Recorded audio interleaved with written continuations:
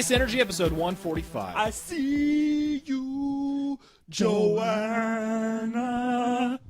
Why? Do they think these walls can hide you? Why are we doing this? I don't know.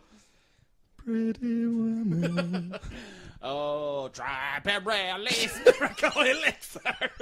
Let's just sing the whole fucking the songbook of Sweeney Todd this week on Hideous Energy. If you missed the show last week, it's because we didn't record one. Also, the week before that, we forgot to tell you there wouldn't be a fucking show last week. So, congratulations if you're still here and didn't give up on us. We didn't record a show. We didn't. Just wanted to repeat it. This is a show that we recorded. Today is a show. Today's show day, as we say in the business. That is showtime. Speak. This is Hideous Energy. It's a weekly comic book podcast. See, that's true already. I meant to say not true. You're right. Already a lie. Since I guess check back next week and it will officially be a weekly podcast. No, this is the no shit, like stinky poop I'm about to deliver to you. Last week was one of what, like 4 weeks that we've missed.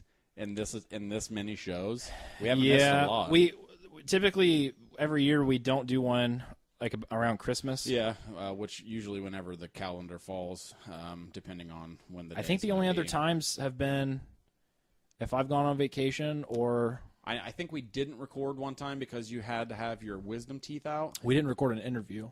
I know we didn't record an interview because it was a big interview that we fucked into the ground. I think we had to cancel an interview, so I don't think we missed a show. Yeah, I can't remember. Just in terms of like scheduling, but yeah. I couldn't talk. No, you were awful. I couldn't move my face. It wasn't even fun to make fun of you. No, and like I seriously would do everything I could. Like if I was bleeding out, I would be like, it's fine, we can get like 10 minutes. Yeah, record this of an interview, but like I couldn't. I was pissed off at Amanda because she didn't know what I wanted. Like I would have to tell her something. Yeah. To be like, hey, can you get me bandages or something? And I was angry at her because she didn't just know. Well, when you came back from the dentist, I had to come over to your apartment for some reason. I was covered in blood, like literally covered in blood. Like it wasn't like Carrie, like you didn't come from the prom. No, but like they didn't put me under, so that's your fault. No, well they said they were like, we don't do that anymore. Like you just and that. If I wouldn't have had what they called the hardest case of removing wisdom teeth they had had in 2 years, then it wouldn't have been that big of a deal. But I had a damaged nerve in my face that I got feeling back literally like 6 months later. Yeah. But like there was blood on my face like that had been spraying out of my mouth. Like when you make it sound like you're like William Wallace, like after a battle. No, there wasn't that much, but it was just surprising to me because I was like. They take out your wisdom teeth and you're done. Like everybody's telling me, like it's an easy process now. Yeah. They numb you up, they pull the teeth out, you're done. Like they don't even have to put you under anymore. So I was like, all right, cool. So then when I look in the mirror and I'm like, I've got blood all over my face. Like, well, when you came back from the dentist, I didn't see any blood on you. Well, the painkillers, I didn't have any in, and the numbing wore off on the drive home. Oh. So when I was done, I was like, oh, I'm great. And then what you got there right when they had kicked off, and I was like, oh my gosh, like. There's a level of hell in my mouth. It felt so bad. Well, you walked in and I was like, I'm going to fuck with David. This is going to be great. And you were like, I was like, oh, man, this isn't fun. Oh, no. I'm all about having fun after I go to the dentist. I let you and Jason. I'm just a party animal, dude, when it comes to dentistry. I am all about having fun after I go to the dentist. Well, no, for real. Like, when I would go there and get my teeth cleaned, they would numb my face. And we smacked the shit out of you that one day. You'd, throw toy cars at my face and stuff because I couldn't feel anything. Yeah, it was awesome. So, like, you know what? I made fun of you, but I can confirm that you love having fun after you go to the dentist. Oh, I'm all about it, bro. Yeah. I'm all about it. I know that you are. Hideous Energy, we're going to talk about comics later. Today it's just, orthodontics. Is that teeth? It is. It's orthopedics bones? Orthopedics is bones. Orthonography, is that birds? That's close. It's like that. He said clothes. That's the study of clothes. It's the study of clothing. No, orthonography sounds almost like a combination of... Maps and birds? Maps, birds, and teeth. What if it is? What if it's maps of birds' teeth? Oh, fuck. They don't have teeth, do they? Maybe. No, they have beaks. Are you asking? Do you know how much you know about birds? Number one, they've got beaks. That's it. We're already on the wrong. We would be the poorest orthonographers ever. We're like, check out this map of this bird. Like all of his teeth. I forget what. Someone's like, this is a beak. I forget what the birds are. It's like at your knock for nature. I forgot. I just say it backwards. I wrote it. I wrote it the other day. You wrote the word down? Yeah. By the other day, I mean like 3 months ago. I'm like you now. Yeah. This is a weekly comic book podcast. Ornithology. Ornithology is birds? That's what it is, yeah. Okay. So orthanography is the study a made-up word. study of bird bones. Bird teeth. Which are hollow. Bird bones are hollow? Not all of them, but I think a lot of them are. Are our bones hollow? Are you fucking kidding me? They have marrow in them, right? I don't even know what marrow is. How have you... How have I made it through life when every day someone asks me what my bones are made of and I don't know what to tell them? Do you honestly not know if human bones are hollow or not? Well, don't they have I barely know anything. When my dad had that thing, like, I'm just a dumb guy.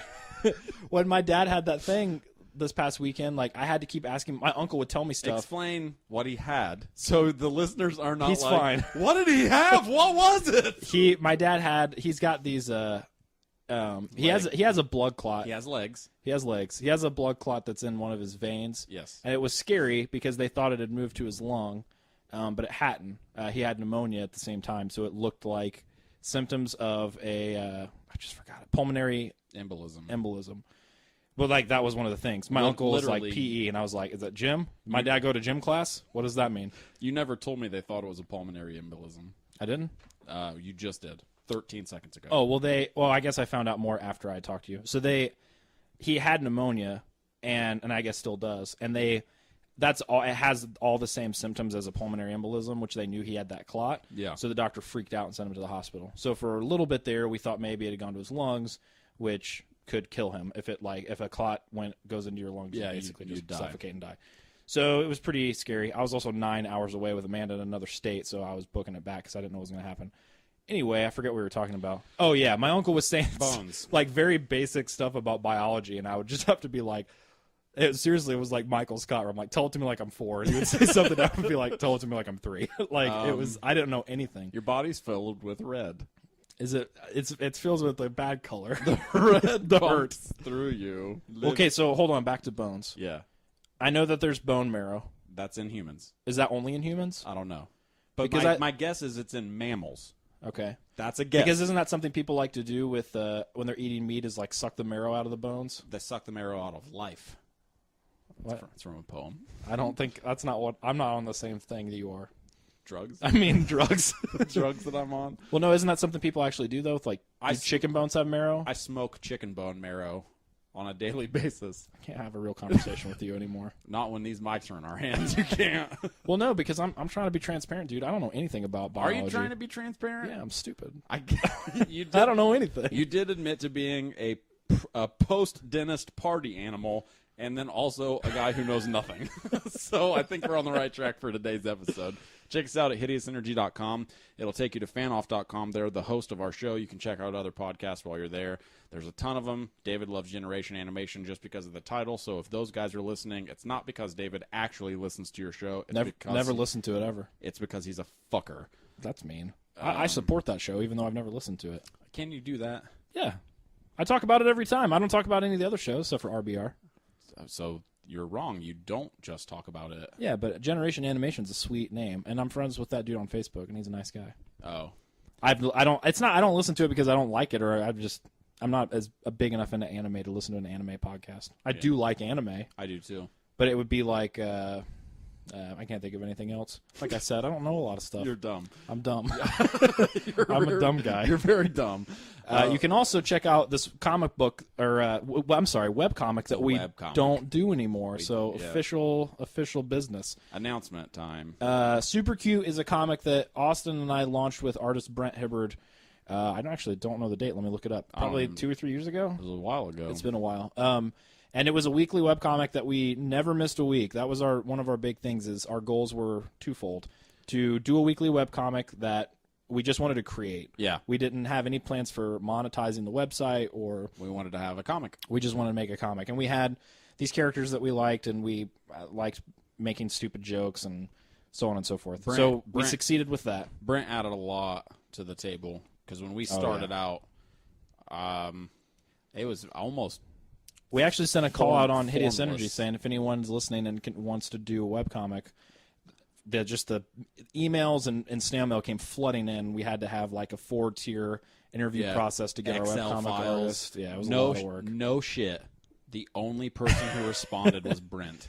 Think about if someone else had been the person to respond. If there had been one person who responded and that one person wasn't Brent. Yeah, well, I was going to say let's put a qualifier on that too because we really liked Brent's art. Oh no, it wasn't like okay, we're going to do this because it's the only guy. If we didn't like his art, we would have said no. Oh yeah, because I didn't mean we just used him because he applied. I mean, what if somebody whose art we didn't like had applied? We went fucking 80. We made 80 some strips with Brent. Holy crap! It's gonna 2 weeks from now. It'll be 2 years. I didn't realize it was that close. September 14th was the first strip. So about 3 months ago. We decided that we wanted to take the site in a different direction in terms of content. So we wanted to do some longer form content. Austin and I had written this storyline about Bronson and Leonard, the two main characters in the comics who are Muppets, who are us. Basically, pretty much. Going and participating in a Tetris tournament, video game tournament.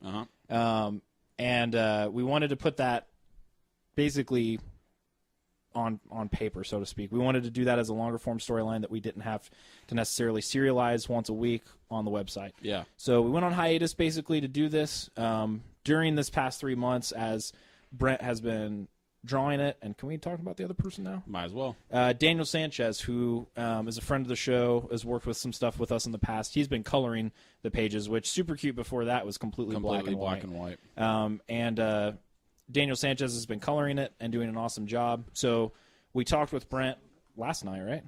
Last night. And decided that what we're going to do is in a month, we're going to go ahead and shut the site down, but we're going to compile, once it's finished, the entire Tetris storyline, along with all 85, 86 strips. All of the strips that we've done so far are going to be in which is a lot. A book, PDF, a digital book. For, we don't know how much, $1 or $2. It'll be cheap. Or where. And we're going to put it online for you guys to buy. It'll have all of the strips, all the Tetris storyline. It's going to have a lot of special features in it. Yeah, a ton of stuff that and some of that stuff's online. There's conceptual stuff. We'll put script excerpts in there. We haven't put it together yet, but we're going to put all that together so people can buy and check out. We're also going to. That's a ways away, but we're also going to rerun the strips that we did publish on supercutecomic.com on our Facebook page. Yes. We're going to run those. Facebook.com/supercutecomic, I think. I think so. Run those leading up to the release of the PDF, which as of right now, it hasn't hit any of us yet how much work it's going to be. It's going to be a lot of fucking work because that's another thing that was a surprise to us is doing a weekly webcomic. It shouldn't have been a surprise because when I say it out loud, it is asinine. Well, the thing about it's a lot of fucking work. It didn't seem like it was until we went on hiatus and then kind of looked back at it and realized, oh, holy crap, we were working on that a lot. Yeah. It didn't feel like work. It didn't feel like we were stressed out or we were spending a lot of time on it.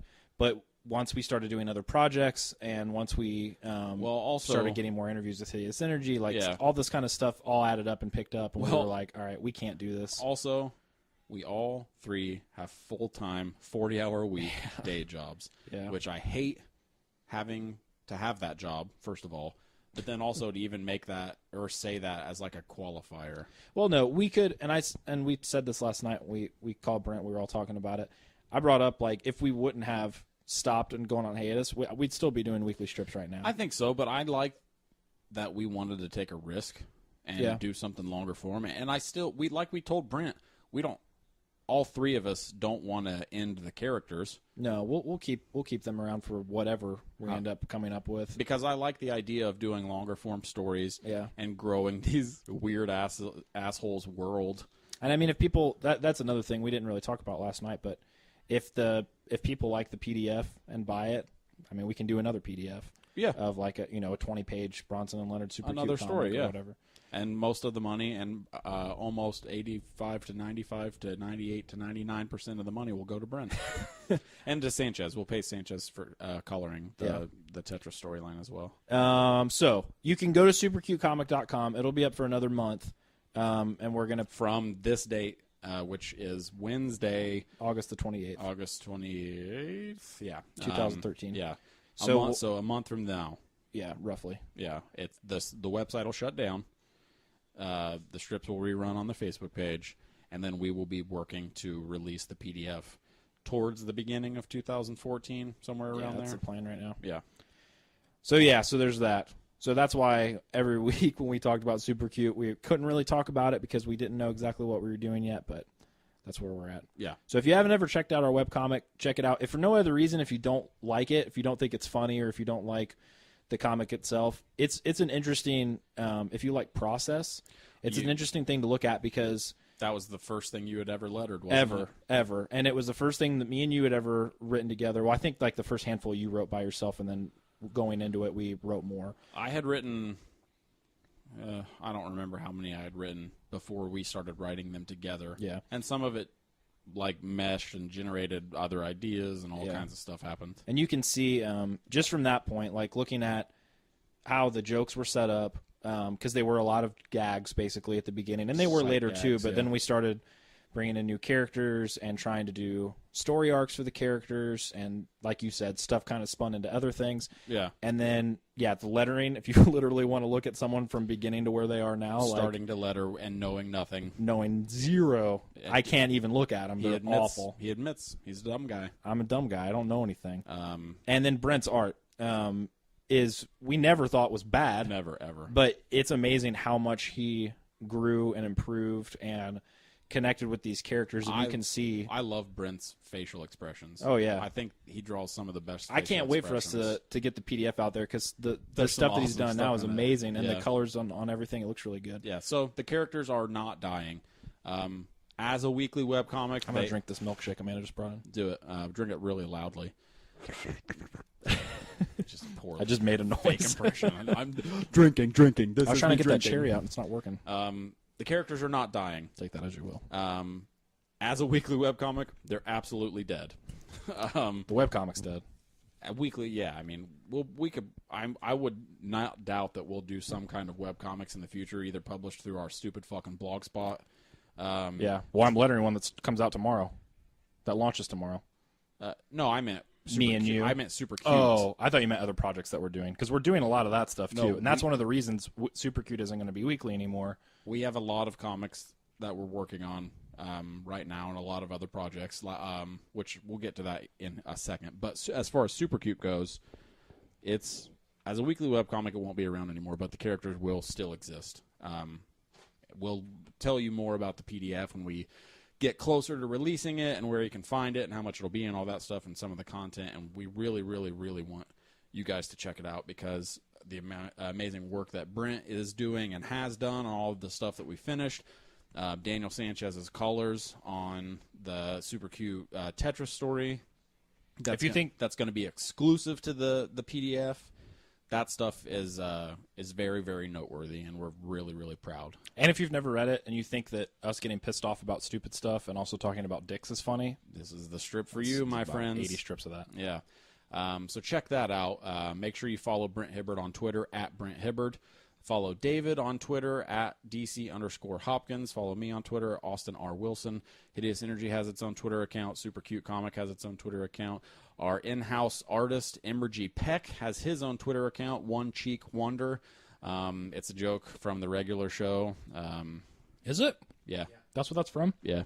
Somebody gets one of their butt cheeks, it like falls off, and then it gets punched off, and then they have only one cheek left, so they're the One Cheek Wonder. I would say that that's stupid, but literally our last episode had the word butt punching in it. And then Emery drew that, and drew a baby. It almost looked like a man was punching a baby's eyes out of its own Is ass. it not a baby? That's slightly better, I guess. He said it's a child. It's a child. So if you want to see Emery's live drawings, which he draws while we are recording, make sure you go to youtube.com/Hideous Energy.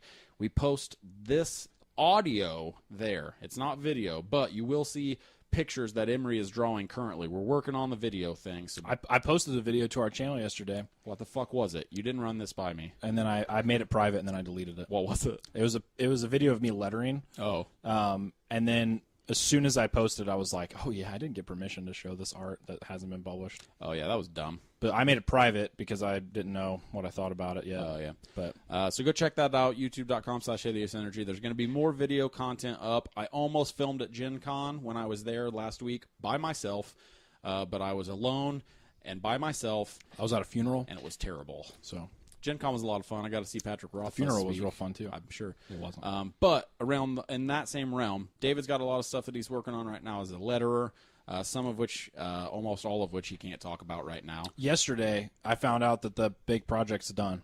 Really? From what I've been told, they said it's completely done. They're going to do one last pass to sign off, and then it'll go to print. Okay. Which means I'm close to being able to say what it is. I'm going to say something about that big project. Oh. You just shut up, all right? All right. I edit the show, so. Well, it's not what you think it's going to be. David is lettering the new Scott Snyder comic. He's not. No, I'm That's not. total bullshit. What David is lettering, when we say big project, it is big. And for us, it is a fucking... It's like a dream. It's a dream. Austin keeps likening it to the movie Rockstar with Mark Wahlberg. It is almost exactly like the movie Rockstar starring Mark Wahlberg, based on the life of lead singer of they sang Breaking the Law. Judas Priest. Based on Rob Halford's life. Although... I haven't watched that movie since high school, and I liked it then when I was 16. Did you really? I was like 16. Man, it's so bad. But I've heard it's real bad. Oh. It's so fucking bad. But it is a lot like the plot to the movie Rockstar, starring Mark Wahlberg and Jennifer Aniston. Who's the guy who was the lead singer? Who's the actor? It's somebody big, isn't it? No, he's a redheaded British dude. It's kind of like a C-lister in the States, but he's a character actor. I forget what his name is. He reminds me of Reese Fonz, but that's not who it is. But it is like that. Along those lines, I'm writing some stuff that's working its way towards coming to fruition. And then last week, when I was at Gen Con, I found out that a short story that I wrote is going to be published. As of right now, I don't have a publication date. It still needs to be edited by the editor. It's going to be published in an online anthology, and then after the online anthology finishes, they're going to compile all of the short stories into a book. So then my short story will be printed. So you're rich now. I am absolutely fucking loaded. This was pumped. I was excited when I heard about this for you, because I knew you were excited about it. I cried, which I can tell you more about later, but because I want to make sure the story gets published. I was going to say, tell it, man. No. Okay. Well, I mean, if you're waiting to find out, yeah. Well, yeah. I mean, they gave me I got the email that was like. First of all, the first word was congratulations, and that's never the case when you get the emails. Thank you for your submission. Exactly. This one, I was basically crying immediately, and then I can tell you this: as I was walking towards my car after crying, this is like maybe 9, 10 o'clock at night. A man rides by me on a bicycle very slowly on a sidewalk. He's got iPod headphones in his ears, and I'm crying and trying to compile myself, and he rides by, slows down just slow enough so he's right beside me, looks at me and says, "I'd fuck you," and then rides away quickly on his bicycle. So the night was just fantastic on every level. But so we'll make sure to pass all that stuff along. But yep. I want to talk more about it, but I know what you're saying. Yeah, I just want to... Well, it sucks. You get excited about this stuff, and then you're like, man, I can't. I get nervous about anything. Well, that's another thing. Like that webcomic that comes out tomorrow. Yeah. Those comics, we've banked them up. They're done. Oh, yeah, I've seen a lot of them. And even when I went to tweet, I was like, maybe I shouldn't tweet. Yeah. There's no reason. They're ready to go. Well, I mean, we've already talked about it, too. Well, no, I know, but I'm just saying, it's weird once you start getting into and I'm not saying this in any douchey way because we don't do this professionally. Oh, but we're rich, man. I got a short story. But once you get into this creative realm where you're actually doing projects and stuff, it's not at all you think oh, you do a project and it's out. Talk about it. No, that's another thing. Comics and the publishing industry, from my small, tiny, infinitesimal amount of connection with any of that stuff, all of it is so fucking slow. Yeah. As slow as possible. No, it is. The only way, the only thing that you basically can do is just, and it's different, obviously, for lettering and for writing, but is to constantly just try to keep finding more stuff. It is. You have to keep working on stuff while you're just work on one thing and then waiting. You have to wait and work at the same time. And then it doesn't feel like it takes that long, but it still takes a long time. Hurry up and wait is how it feels. It's a lot of broken dreams, hearts, false promises. Yeah, it's not fun. It isn't. I hate comics. I hate rating them. I hate talking about them. Yeah. You want to hear a show? In my head, you were rating them like a World of Warcraft character. I just love going on raids with noobs. Poning them? Poning. Wait, there's something else. Oh, yeah, we got to get paid, bro. Oh, yeah, Discount Comic Book Services pays us to do this. Thank them very much by going to dcbservice.com and buying something, because everything on their site is 40% off. What the fuck, Austin? No, it's not a lie. Don't say that, because people are going to think I said it. That's my whole goal. My whole goal for tonight is to throw my voice and make it sound like you have lost your mind. I'm too, yeah. And David's just like, I'm fucking dumb, dude. No, it's gonna be so confusing. Go to dcbservice.com. Like we said, it's 40% off of everything on their site. They've got a store in Fort Wayne, Indiana. Everything there is 35% off. We have a one-time use only code that you can put into their website, Hideous8. Spell out the word Hideous, type in the number 8. It'll give you an additional 8% off if you've never used it before. If you have used it, there's still a bunch of stuff there that you can save your money on. Tell someone else about it. They could go use the code. It's a lot of savings, bros and sisses. Lest you think that DCBS is the corporate, quote-unquote, man who only likes the big two. They're not. If you're that kind of hipster douchebag that loves optic nerve. Like us. They ordered me one. They did. Fellow hipster douchebags. Optic Nerve 13, they ordered it, got there within a week or two, and this was after it came out. I mean, they were on it. So if there's any comic that you want, tell them. And you don't see it there, just email them, and they'll get it for you. I sort of hate that they sponsor us, because then when we tell you that they are one of the most responsive and caring customer service-oriented businesses around, it sounds like bullshit and like our heads are in their asses. While our heads are, in fact, in their asses, it's because we love the smell. As it was coming out. It's because we like to make them feel good. I hate. Is that better? I hate me. Is that better? I'm not happy with where I've come. Because we like to eat their butts. I'm not happy with how we've arrived here. Well, see, I think, because I live on Mark Maron's podcast, WTF. Okay. Whenever he does corporate sponsorship things, not corporate, but like whenever he reads his sponsor thing, sure, yeah. You could tell he's reading. Oh yeah, like a prepared statement. Oh yeah, I didn't write down that butt thing. No way. It churned out of my head accidentally. I mean, you wrote it down in a sense because that's forever taped. No one's gonna be able to forget that now. Because this is on tape. Least of all me. We're taping this. Yeah, it's an 8-track. Topic Thunder. You like Batman? No, you don't. Ben Affleck. Everyone hates Batman now. I was talking to Ben Affleck. Oh, yeah, Ben Affleck. You're probably pissed off that he made that choice. If you have access to the internet, then everyone, your crotch area hurt from all of the whining and anger. Yeah. If you had access to a phone, a computer, anything with internet, really. Your teeth and eyes and brain area probably hurt, too, from all the just really fucking hilarious jokes everybody was telling. Okay. WB announces, Scott Snyder, or Zack Snyder, who I don't even know who announced it. Who knows? That Ben Affleck will be playing Batman / Bruce Wayne in the upcoming Superman Batman movie, which I don't know really what it's called.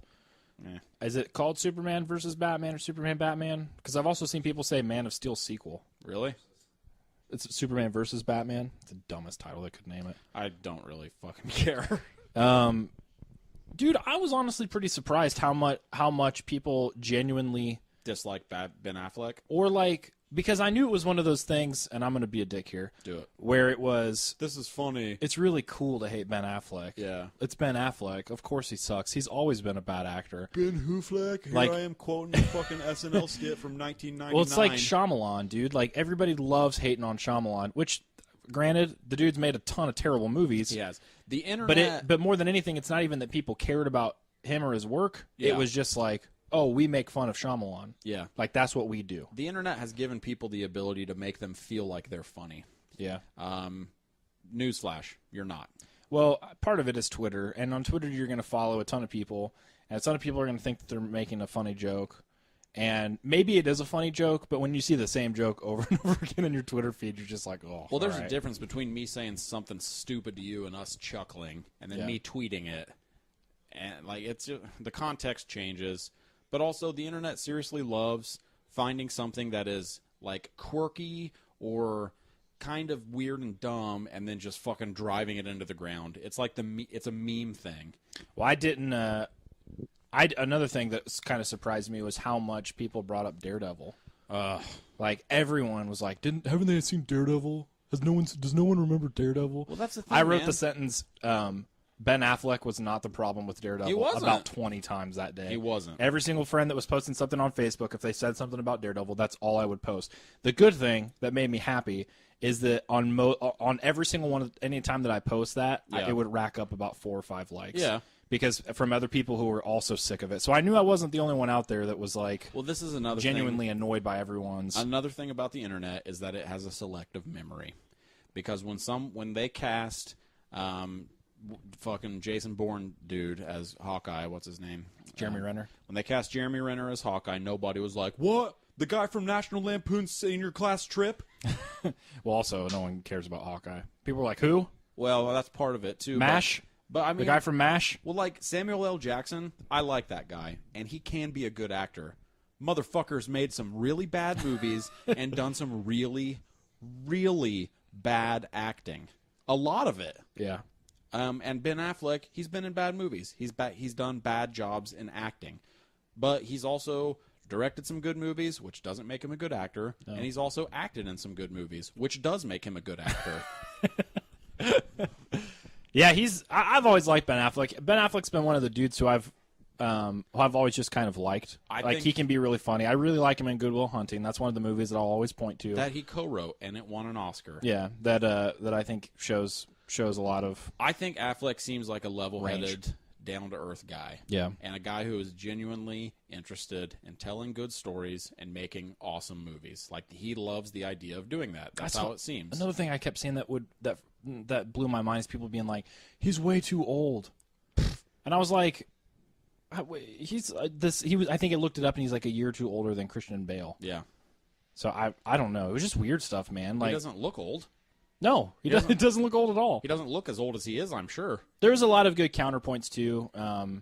My favorite was Gary Whitta. Basically, anytime he tweeted something, he would just make fun of everybody. That's exactly what I texted to Emery the night that Emery told me. I was like, dude, I'm done being outraged about casting, because when they told me Heath Ledger was going to be the Joker, I was pissed. Yeah, and then everybody was. A year later, it changed my fucking perception of a lot of things.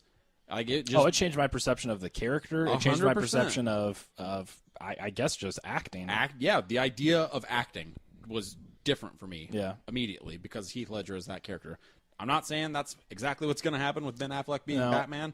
The knee-jerk reaction, especially for comic book people, is there. I mean, I get it. I guess at the same time, it's just, I don't know. My biggest thing, and I know it was the same way with you, is that we kind of don't care about this That's movie. what I was going to say. So we were like, all right, whatever. If I'm worried about this next movie for any reason, it's because the first movie exists. Yeah. It's not because Ben Affleck got Well, cast. and that their universe, if they have one, is just so, there's nothing there yet. I mean, it was kind of like watching the first Iron Man movie where you got seeds of something, and you're like, oh, this could maybe be kind of cool if they ever make any of the other movies. But even that is not a good example, because that movie was good, and Man of Steel's okay. It's okay. Also, by the time this show comes out, this may be confirmed. There's rumors. It makes me wonder if they are pretty. I think they're insubstantial at this point, because the site that I saw post it first had no source listed. See, I saw it on Variety and Rolling Stone. The site that I saw, so it makes me wonder if someone it's not confirmed, it's not been announced, but someone's got a source that's like, oh yeah, this is getting ready to happen. Potentially. On Twitter, I saw someone link to a site that I had never fucking heard of, that it was seriously like, it's that Bryan Cranston's going to be Lex Luthor. We never said it. Oh yeah, we were building up to it, man. Yeah. I don't remember the site, but it didn't have a source. Yeah. So everyone was like, wait, is it confirmed or no? I think that's really good casting, but I also think Bryan Cranston is one of the best current working actors. So I think it's good casting too. At first, I was like, "Man, he doesn't really look how Lex Luthor looks to me." But then I was like, "I don't care." No, I stopped. No, I don't either. And then I was like, "I think Gene Hackman was Lex Luthor, wasn't he?" He was. Didn't he have hair? Yeah. So already we're at a loss. Well, I mean, that's like basically his main characteristic in terms of visuals. Well, I mean, Kevin Spacey shaved his head and was still insanely hammy and over the top, just chewing that scenery up. Oh, that's fun though. That's a fun performance. It's not good, but I don't know, man. It's fun to watch. Gene Hackman's over the top too, but those movies are so couched in the 70s. Like, they are. That's another aspect of Superman. Like, we talk about Superman incessantly because we hate him. That's what you do, apparently. But that's another aspect of his character is so intriguing to me is that movie franchise. Yeah. Because it's so like revered by so many people. The reason I think it is because of it has like a Citizen Kane air about it because it changed something. Yeah. It was very revolutionary as far as filmmaking went. Yeah. Because it was like, you're going to believe a man can fly. Because at that point, it would be like George Reeves laying on a table and then tilting the camera and then like fucking like holding his cape behind him and shaking it. Yeah. And then in the case of that film, they had technology where they could do something way more advanced than that. I mean, albeit now, you know, it's goofy and you see a kid running through a field and he's clearly on a fucking dolly track. Yeah. It's goofy, but back then, you know, kids were just amazed. Which and I get that. And for us, we're like, what? It's just This is goofy. It's just another. It's on top of that too. You watch those movies, and especially for the people, and I guess I mean Mark Waid, who are like hate that Man of Steel movie so much. Yeah. When I've watched Superman 1 and I've watched like half of Superman 2. Yeah. And when I watch them, I'm like, look, some of this stuff is right, but a lot of what people think this character is not represented in these movies. No. Like, especially in the second one, doesn't he kill Zod and those people at the end? No. He like throws them down a. No, they go back to the negative zone or wherever. No, they don't. I watched it. He throws them in the Fortress of Solitude down a tunnel and they die. I don't think they die. They do. They show their dead bodies. They're all impaled and their heads are torn off and they don't. It's like it's like a Mortal Kombat level. They definitely died though because that was one thing people brought up to Mark Waid when he was freaking out on his blog or whatever. I'm sure he responded to him. I don't know, whatever. But it's just interesting to me how those movies have kind of congealed into this like time capsule where they're like untouchable, where they're like these were some of the greatest superhero movies. It probably is untouchable to Mark Waid because it had a huge impact on him. No, I know, and I get that. Just like when you're like, The Goonies is okay. I'm like, fuck you, man. I've never said The Goonies is okay. Yes, you have. No, it's a good movie. I didn't watch it when I was a kid. Fucking backtrack. So I'm not. No, it's a good movie. I'm not going to connect with it like a younger person is. Yeah, well, because I watched it when I was like 17 or 18. Yeah. So, but like that's the same way. Crap, what was the movie? I think it was Adventures in Babysitting. Oh yeah, I love it. There's another movie not too long ago where Thor, played by what's his face, Vincent D'Onofrio. D'Onofrio, yeah. With dyed blonde hair. Oh no, it was Pacific Rim. Yeah. When I was watching Pacific Rim. Oh yeah, if we saw that when we were like 10. Yeah, like it would have clicked with me. And I like Real Steel a lot, but if I would have saw Real Steel when I was a kid. Like that would have been the rest of my life. I would have been like, when's the next robot boxing movie? I probably with all this untapped potential that we're leaving lying around. Made you call me Gypsy Danger. I guess I could rename myself Gypsy Danger. I wouldn't have a problem with that. Yeah. What would you have people call you? Danger? Wait, what was the Jaeger one? Or they're all called? They're Jaegers. Yeah. Or Kaiju. That's a cool name too. Is it? I think so. You said it like you didn't want to admit it. I think it is. Yeah, I agree with you. Bryan Cranston's Lex Luthor. Yeah, sure. He's a good actor. He is. Affleck is, I think. Right? Affleck is a good actor. Yeah, if anybody's like Geely though, fuck you. That's my response. Do you want to talk about it more? A well-reasoned argument. Do I need to go past fuck you with a period after it? If so, then we can go further into the discussion. I watched Daredevil the night before this got announced. Obviously, I had no idea. No, because no one knew about it. But it's not a good movie. No, it's bad. No, in fact, that was a good to me. That would be a good parallel to the Superman movies for people. Yeah. Because I watched Daredevil when it came out. I was 13 or 14. I remember seeing it in the theater. And I loved it. Yeah. And I saw, there's so many things at that point that I had read, Daredevil-wise, that I saw, like, hey, that's that cover from Kevin Smith's run. And that's Frank Miller's panel with her getting stabbed. Like, all that stuff was there. That's Colin Farrell. Farrell overacting. Oh, everybody, for the most part. It's the fucking worst. So all that stuff, like I loved that movie. Yeah. And as I got older, I was like, oh man. Oh, this is bad. Oh no. And then playground fight. No. Watching don't do it. Watching it the other night, Amanda had never seen it, and I kept turning to her and being like, all right, this is gonna be really stupid. Hang like seeing it as a 24-year-old is different. That's the thing when I hear like Jeff Johns or Mark Waid or some of these pros talk about the Superman movies. I don't ever hear that distinction where they're like, look, the movies aren't that good, or like they have flaws or whatever else. It seems like people think that those are one of the iconic representations of Superman in terms of quality, and I don't get that. Then I would really like to hear them talk about how he has fucking telekinetic powers in one movie. Doesn't he also doesn't his like shield turn into a net or something? He throws his ass off of his chest. It is a giant saran wrap net, sort of. What does that mean? I think it's a metaphor for the proletariat. You think so? I think so. It's for just people being held in bondage. I believe so, yes. I'll tell you one thing. The bourgeoisie. There's a shot in Daredevil where he's gearing up and he's like putting his batons in his Don't they show his crotch? pockets and no, stuff. that's Batman. That's Batman. Yeah. And you probably remember the shot. He takes the baton it's fucking and pulls awesome. it off to the sides and then swings it around himself yes. like you can see the ropes. Man, it's so cool. It's really cool. I like it. Seriously, when I watched that shot, especially the other night, I was like, how did they even do that? Yeah, like, it doesn't look like CG. No, it looks awesome. It's so cool. And then he fights Elektra in a playground on two teeter-totters. Amanda was like, why? She was like, obviously it's very goofy, but why do you hate it so much? I was like, because he's blind. And he is fighting someone in New York City. Like, there are already a ton of kids around. That's it more than anything. For me, it was like, seriously, man? No one is going to believe him. You're not even, like, what do you think happens when you, a blind lawyer, has a fucking fight in the middle of the daytime in a playground in front of 1,300 kids? How are you going to explain that? They're all going to be like, I'm going to law school! Like, that's not what happens. It's so bad, dude. Like, it sucks because there's some awesome visuals in the movie too. Like, it's not complete shit. The final shot of the movie where he spins around and throws the baton at the screen. It's the cover of Daredevil 1. That's awesome. It's like a wet fart. It's not complete shit, but you know it's bad. Oh, it's not a good movie. Yeah, it's not good at all. I agree. And then that was another thing. As a kid, all of the cameos and references, I was freaking out. Yeah. But now, well, who plays Foggy? It's Favreau. That's what I thought. Yeah, and he's good in it. He's funny. That's so confusing. He's Happy Hogan. It's funny.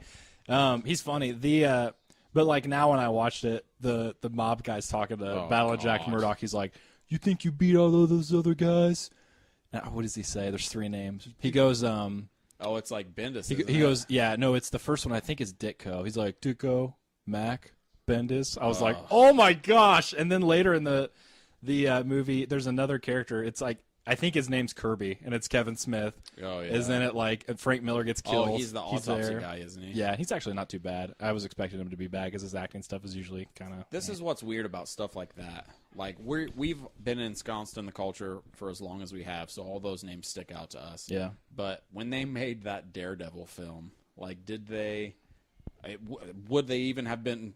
Would it have been possible for them to be like, eventually this is going to be one of the large, like this idea, superhero films, is going to be making more money than any other. Well, they were right after movies. that. Like, it came out, there had been 2 X-Men movies and Spider-Man.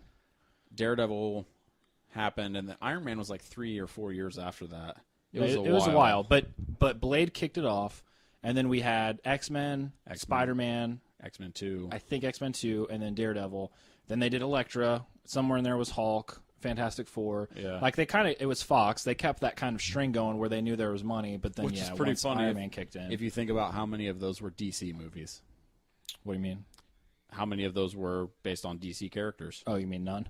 Uh-huh. Oh, I thought you were That's saying exactly rip-offs or something. That's exactly what I mean, David. The thing that makes me the most sad about I guess this segment's about Daredevil, the movie. Apparently. Is that I can tell that Mark Steven Johnson likes the character. Is a huge fan. Yeah. But it's one of those things where I'm like, look, dude. Well, that's another thing. You're so, like, just, like, droolingly eager well, to be a fan and to geek out about this stuff when, like, the quality or, like, the integrity of the characters and the content takes a back seat. What it looks like to me. To you being just like a giant fanboy boner movie. What I think probably happened, or at least the possibility, is that the studio was just all over it.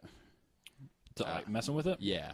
I don't know that for a fact, but that's the sense that I get, especially when you hear, like, Del Toro talking about Hellboy, where the studio execs are like, how about he turns red and turns into Hellboy when he's mad? And Del Toro's like, he's a demon from hell. Wait a fucking second. That's literally what they said to him. Yeah. Del Toro was talking about how they're like, trying to change it. And he's I don't know. He is Hellboy. I don't know though about Daredevil because that was. I don't know either. It's just the weird thing about Daredevil is that it is so. It is almost entirely 100% accurate to the comics. Like, and I read that I was on Wikipedia obviously while we were watching the movie, reading about it, and there were people that before the movie came out talked about how it was one of the strongest superhero scripts they'd ever read. Yeah. And I was thinking about that, and I was like, dude, on paper, I bet this movie probably seemed pretty good. Maybe. Because his origin's completely the same. Yeah. Like the stuff with Bullseye, the stuff with Elektra's tweaked a little bit. Yeah. But like the big things that people always remember is that the Kingpin was a black dude instead of a white dude, which was completely stupid. Cares? But like that was the thing, or Bullseye's not in a costume, like little things like that. Now that. But like Bullseye not being in the costume, it's not really that big of a deal for me. It's a big deal after he says, "I want a costume." The costume they chose for him, and they give him a coat. However, is awful. Him carving that, having it carved into his forehead. Oh my God! Yeah. Well, they were in that post X-Men world of like superheroes wear leather. See, like it's like an edgy thing. I was talking to Seth, the Action King that I work with, about because he hates the Ultimates. And he hates the idea that they had to make superheroes, quote unquote, more real, in order for them to be palatable to a new generation or whatever. And I don't know if it was Mark Miller entirely, but that's what the Ultimates used as its impetus, was taking these superheroes and putting widescreen them comics in a more like realistic scenario, like Iron Man's suit being so large that this entire team has to help him run it and transport it. Yeah. The nicest thing that Seth could make himself say about the Ultimate Comics is that at least they gave some sort of visual narrative that the Avengers film could use. Yeah, because those like those costumes are largely, if not completely, based off of those. Some of them are Ultimates. the same. Like Hawkeye's is That's the same, basically. Costume. And I agree with him 100%. Like that was one of those cases where the film really did need some sort of change to the costumes, because there's a really large possibility that if you put Wolverine in that fucking brown costume with the head fins, he's gonna look like a fucking dick puncher. Like it's not gonna look that good. I've thought about that here recently, actually, especially after Spider-Man and the Marvel Cinematic Universe, which some of them have costumes that are fairly comic booky, so to use that word, to where they don't look. The Cap costume is probably the most comic booky to me. Probably, it's as close to being the just like red and white and blue. Well, I thought about that. I wonder if they did, if they had Wolverine in costume, if they did that now, if they, especially like with not technology, but like with advances that we've made and whatever. Yeah. Because if they put Wolverine in that costume in the 90s, it would look a lot different than it would now, just in terms of quality. It makes me wonder if as like if society would look at that and be like, okay, yeah, or if we would still be like, that looks stupid. Oh my God, he's in a giant leotard. Because there's some that lend themselves okay, like Thor's is fine. I mean, Thor basically is just chainmail and a cloak. He's got a Coke on. I said coat. He's got a Carhartt on. And Black Widow's just leather. I mean, some of them are pretty easy, but I don't know. Like Spider-Man, that was one. That one, they've always done a good job of translating it to me. It's always looked good, and I think it is as accurate as fucking possible. Obviously, it's not the exact same, but wait till this new one, man. This new one looks so good. Shut up. It looks so good. It looks almost fucking same. Like if you put the two side by side, you'll see. If I have to do that to notice the differences. No, you don't. I saw it right away. But then there are other people that you also are. No, dude, it looks. You should see it now too after reading all those comics, because it is seriously the exact same costume from Ultimate Spider-Man. Yeah. Okay, that's all I got for you, man. The one thing I don't get, did our cat just steal something? I think she did. What did she take? I don't know. Okay, it's fine. She can eat it. She'll probably die. That was one thing about Man of Steel where I was like, he's wearing a Superman costume. Like, what do you mean? Because they darkened and tried to dull out the blues and the reds in his costume. It's not a bright costume. It's not. It's a pretty. It looks dirty. Like it looks like it needs to be washed. I have never ever been a giant opponent of him losing the trunks and just having the belt. I think it looks cool. In fact, the underwear. Yeah. I don't really care either way. It did look weird when I first saw it because I was like, man, it kind of looks like he doesn't have pants on. I'm completely used to it now. Yeah. The other reason I was kind of annoyed by it was because that's what they did in the New 52. And that always irked me to where it was like, is this going to make him more accessible for new readers? Is if you take his underwear off and give him a collar? They probably did that because they saw the designs from the film that was coming out. Probably. They gave everybody collars in that relaunch. Man, it sucks. You mean the Mandarin collars? I can't get over it. 3 years later. Yeah, no, it's New 52. It's been the current 52. We're gonna be the old guys who aren't talking about like high school. We're like, one time the new 52 hit and it was awful. Yes, that's what I mean. Those collars. The Mandarin. They did them for collars. everybody. Yeah, like it was such a weird, especially for a storyline where they're gonna be like, there's these new things called superheroes, and here's them meeting for the first time, and they're like, well, at least we know we have fashion in common, guys. We all make the same collars. That's what I was going to say. Wouldn't it be funny if the first issue was them being like, you've got a Mandarin collar I love on. your collar. Did you go to the same place? I swear we didn't call each other. You went Bob's on 32nd Street, That's right? crazy. Bob's Mandarin Emporium. I would read. That's just already. Yeah. You're a better writer than Jeff Johns in 4 sentences on that run, man. With the Mandarin collars. So bad. So bad. Let's talk about some comics. I guess. Read 'em and weep. We put words into our head. We're going to produce more words about those words. Good Lord. You're about to hear that. You're about to hear that shit go down. Read them and weep. Yep. First up is Superman Unchained numero tres. Trois. Illustrated by Jim Lee. There you go. Written by Scott Snyder. Tell me who lettered it, colored it, and did all of that stuff, David. Hold on, I'm finding it. Sal Cipriano. Could be a sound. Cipriano. Maybe. Man. In the Lord of the Rings world, it would be pronounced Cipriano. Would it? Uh-huh. Man, no one cares. Yeah, I'm single. Colored by Alex Sinclair and Jeremy Cox. Yep. And it has a backup that's illustrated, I think, by Raphael Albuquerque? Nope. Dustin Wynn. Raphael Albuquerque does the Batman backups. Yeah. That's probably the last time I'm going to read this book. Almost 100% definitely for me. There's some things in it that I think are cool, and then there's most things that I don't care about. We do find out that this character Wraith, it was the bombing of Nagasaki or whichever one it was, because they only actually had one bomb. Whatever. My least favorite part is that he's called Wraith because of an acronym. That was one of the dumbest things I've ever read Scott Snyder write. I hated that. It was like William Randolph's Ace in the Hole, which spells Wraith. Yeah. Conveniently. I hated that dude. Like he's better than that. That was. I don't know. It rubbed me the wrong way. Matt Fraction did that in his book Casanova as a joke. I was going to say it's one thing if he makes fun of it. I was going to say it's one thing if it's like Shield or Sword or like an organization where it's supposed to be something. Well, and Fractions, but that's like being like, my name's Tony. It stands for Tigers on Nigerian Yellow. I don't know. Just make up a word. And Casanova, it's the organization is WASTE, WASTE. Yeah. And they make up a brand new acronym for it a lot. The one that always sticks with me is "We are all so terribly excited." I remember that. Well, there's a funny in the promos for that Shield TV show. I always like that line where he says strategic homeland, whatever, and he's like, what do you think about that name? Or he says something, and the guy's like, it sounds like you really wanted to spell out Shield. Like, I always thought that was funny. Yeah. So yeah, that stuff's fine. When like if it's just a normal word. Well, okay. Like so Wraith is a word. It is. Yes, you're right.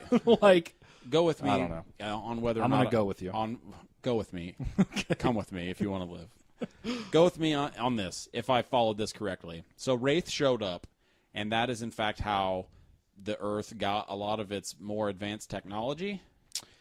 I think so. Wraith showed up because of one of the stupidest ideas I've ever read. It's not a stupid idea. The part that is dumb is how he phrases it. Prayer. Oh. He calls it prayer. I think we're talking about two different things. What are you talking about? I'm talking about the fact that we sent out That's it, yeah. to space. He calls it a prayer. Well, it was a math equation. That was wrong. That's what I didn't like. I don't get it. He says that the message is, okay, it was a very simple math equation that was supposed to mean that the sum of the parts were greater that together we are stronger than separate. The sum of our parts. Right. Meaning, but it's not the sum of our parts, because it would make sense if they sent out 2 + 2 = 4. Yeah. But they don't show you the equation, but the way he describes it make it sound like they sent out 2 + 2 = 14. Yeah. Which to me is dumb. Is like, if you're sending that out to potentially other intelligent beings, well, you're sending that out confusing. to intelligent beings who are far more intelligent than us. Right. But if I don't know how they're doing it, or he's kind of vague about it. I think because it's written poorly. It's a very cute sentiment, but which, yes, I do sound like a dick saying that because I think it's dumb. You do. But like, I get the idea behind it. Well, the thing that but if you're using math, that's confusing to say.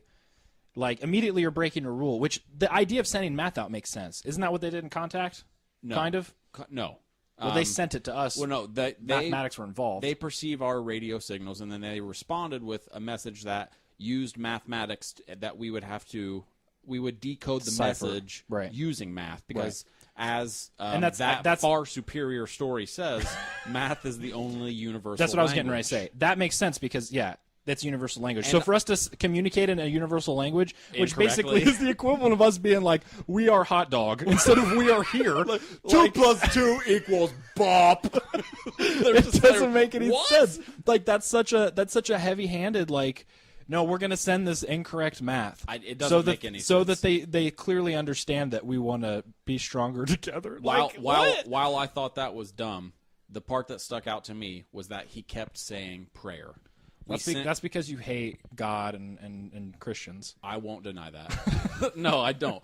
But it makes it, more than anything, it is just desperately trying to capitalize on the concept of these beings as gods, and phrasing it as sending out a prayer and then having our prayer answered is that is so heavy-handed and on the nose.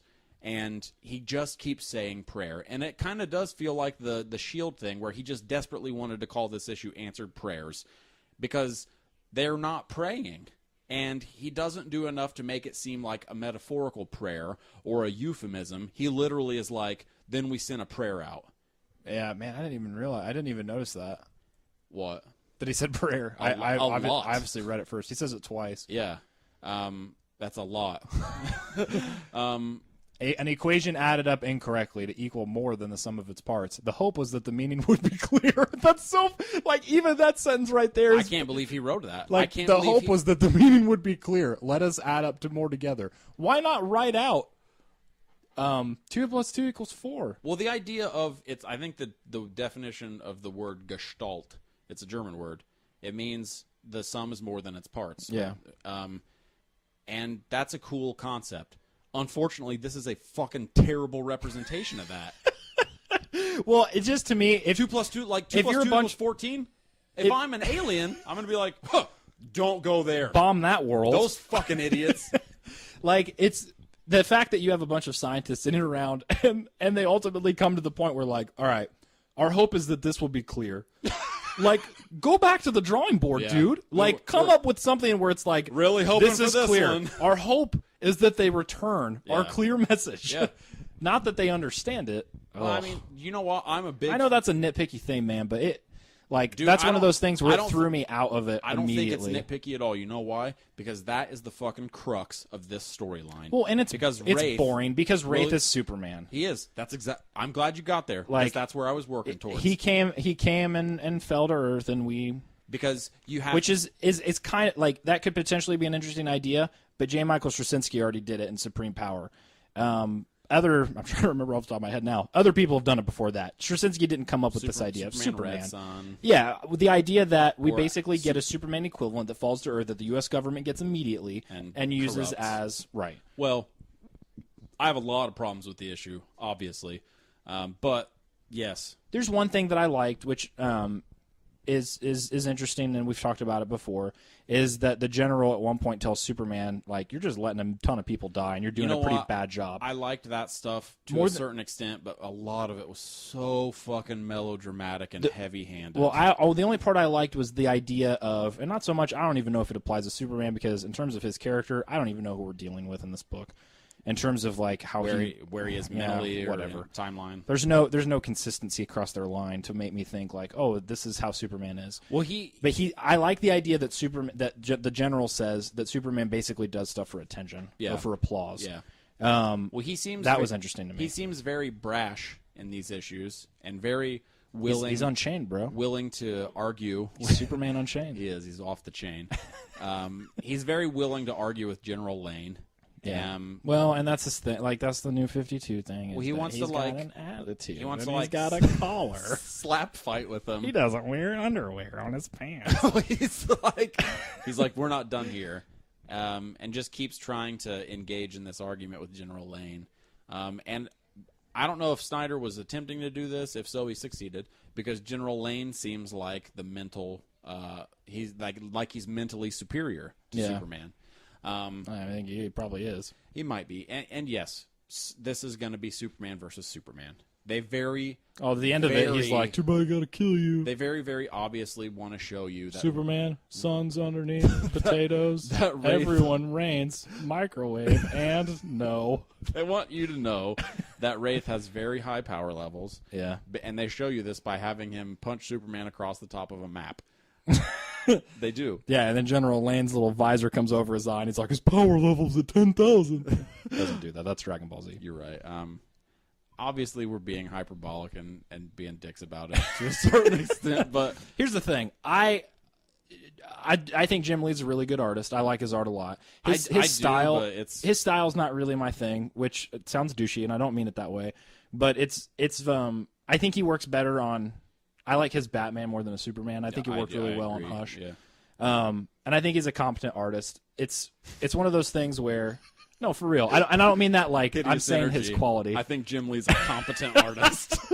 That one's going to be remembered. One of the most loved modern artists. He's a competent artist. I mean, he can do the minimum job required. If he draws a person, I can tell it's a person. That's not a tree. That's Superman. That's definitely Superman. No, the art's fine. It's very clearly it's very clearly it's an action book. Superhero like Big Two book. And that's fine. That's totally okay. I guess for me I had higher hopes because of Snyder. Because Snyder is doing awesome stuff over on The Wake. Like 70% of the time he's doing awesome stuff in Batman. Well, I just like Snyder as a cerebral writer. He's better than this. He is. That's what I get upset about. I think he could take the concept of Superman and make it interesting in another way other than having Superman fight Superman, which we're going to see next issue. Well, it just makes me wonder. I'm not. It makes me wonder. Someone is. It makes me wonder if he were given the Grant Morrison credit card, where they're just like, do whatever you want, what he'd be capable of. Because so much of this is clearly like, hey Scott, I don't know if you know about this, but we just had a movie come out. There's a movie. There's punching in it. So it makes me wonder, and it's one of their flagship books, so it makes me wonder how much limitations he might have Scott in terms Snyder of... is a good writer. He is, absolutely. He's not Grant Morrison, which isn't a knock against Snyder, but they're very different writers. Yeah, and Grant Morrison's drawn on Action Comics. I like some of it, but a lot of it wasn't that amazing. But I agree. This does feel very put the action up front. Yeah. There are conversations that General Lane has with Superman, but again, it's not anything deeper than him just basically kind of picking on Superman. Yeah. And Luthor's storyline, while still really fucking creepy because his unconscious sort of really cool dead body is hanging off mech. I've always liked that. While his consciousness is above him. Projected. Yeah. That's pretty sweet. And I don't know what they're doing with Lois. I've always wondered, like, the perception of Lois from a comic book reader's standpoint seems to be wildly different and more than anything hopeful for something that might be good eventually. Oh yeah. Than the writer's whenever anyone does something substantial with Superman, if Lane shows up, Lois Lane, there's always someone who's like, finally, the best representation of Lois Lane. And every time I'm always like, she's a reporter. Yeah. Like her, let me tell you about her personality. She writes stories and she has a computer. Like, I don't. There's nothing that is consistent for me to where I'm like. I mean, I guess like, is she ambitious? Well, I think the problem with that, you mean just that people have never represented her as anything other than a reporter who wants to write about Superman. At least to me. Yeah. Whenever I see her, there's nothing like. I don't know. I guess I try to think about other characters. Dude, that's it. I think the problem is with Lois.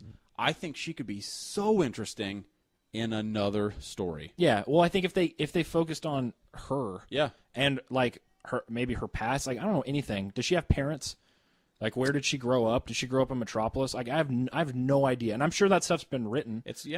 But like when stuff doesn't get touched upon. It's her being risky and dangerous and ambitious to write a story. Well, in the foreground of the book that you're starring in is a fucking red, white, and blue god. Yeah. Who is incapable of being defeated. Almost, it's kind of like the lead singer syndrome. Like, everybody's going to look at Superman, and then there's these blurry figures in the back. Which, again, is why I would love to see a book where we just completely flip all that on its head and have Superman be the background and have write the Gotham Central book for Superman. That's basically all I want you to do. Yeah. DC, just for me. For Hideous Energy, write the fucking Daily Planet comic. Yeah, like it doesn't even necessarily have to be based around exactly like Gotham Central, but write something about these other characters and how their lives are sometimes, but maybe not always, touched by this character that gets everyone else's focus. Because there's a lot of stuff in Gotham Central that Batman never has anything to do with. I know, but he is always there in a sense. And it's and most stories only in the sense that it's Gotham City. Well, think about living in a world where a god exists. No, I know. That's what I'm saying. Like, it's like this thing. It's not a human. Yeah. This alien lives here and is a god, and you can't defeat it. Yeah. And you have to then work at a newspaper in that city. Another episode of us getting pissed off about Superman. It doesn't stop. It's because it'll never end. It's because my anger at them squandering something like this is a fountain. Well, and also like it's just a character who won't go away, which sounds like I want it to, and that's not necessarily what I mean. But I want a lot of versions of it to go away. Yeah, and I still want to talk to. I completely forget his name. We have a listener who emailed us and was like, "I want to talk to you guys about Superman because I can have this conversation of all the reasons that you guys dislike or have problems with Superman. Yeah. I have a take on him that I want to share." So what'd we do? We forgot about it. We didn't forget about it. We were going to have him on. It fell through, but we're still going to have him on. I want to talk to this guy, and I feel like a total douchebag because I don't remember his name. You should. I remember his name. What I'm is not it? going to tell you, though. You don't remember. I'm not going to tell you what his name is. So it's yeah. What do you rate this out of 10? The Superman. What do you give this out of 10? I give it a. What? What is it? I was trying to think of a joke, and like the first thing that came into my mind was heart attack, which is pretty offensive and insensitive. Very. The good thing is you still got it out. Yeah. Still got that joke out of you. There we go. Aneurysms. I don't know, man. I give it a 3.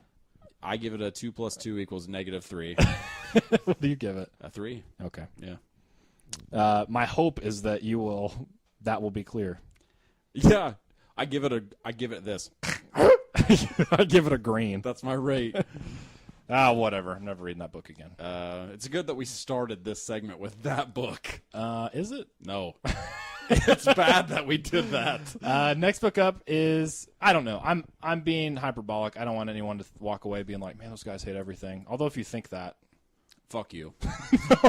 No. That's not what we want. I mean, I understand that sentiment. I don't. If you think we no. you just... Of our response. Oh. Yeah. Oh. I understand that, but we're allowed to dislike stuff, all right? Stop being mean. No, I mean, I don't feel the need to defend me reacting to a book. I don't feel the need to defend me. You're dumb. You've already said that. All right, man.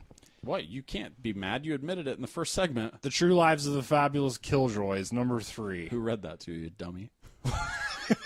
That wasn't me that read that. Co-written by Sean Simon and Gerard Way. Illustrated by Becky Cloonan. Lettered by Nate Picos of Blambot. Yep. And was there a colorist or did Becky Cloonan color it? I think Becky colored it, but I'm not sure. So let's just... Start talking about it and I'll find out. Oh, boy, this book. You know what? Dan Jackson colored it. I might be done. Me too. This book. Well, I might be done. I think I definitely am done in the sense where I'm not interested anymore. Oh no, not even a little. But I'll read the rest of it because I'm a big enough fan of. Are we going to review it on the show? Nah, probably not. I'm not going to read them then. Unless, well, if I read the next couple issues and I'm like, oh, dude, we got to get back into it or whatever. Yeah. If that happens, that's yes. one thing. This is the book. Like, dude, nonsense. Every single time an issue comes out, there's more stuff that is nonsensical and doesn't click for me. But like it seriously is a percentage that's gotten smaller and smaller. Maybe the first book there's like 40 or 30% of stuff where I'm like, that's cool, I like that. Then issue 2 was like 20%. Issue 3 it's like 10. Well, because there are a couple moments in here where I'm like, that's really cool. Yeah. I like that. And then the rest of it I'm just like, what? The things that I have. Who are these people? The things that I've liked are concepts. Yeah. That he has written about this world. The world's awesome. Design-wise. Yeah, design-wise, visually, the world, the this art. book is fantastic. All that stuff is great. That has never dipped in quality. Like, that to me has stayed consistent and is by far the strongest part. Yeah.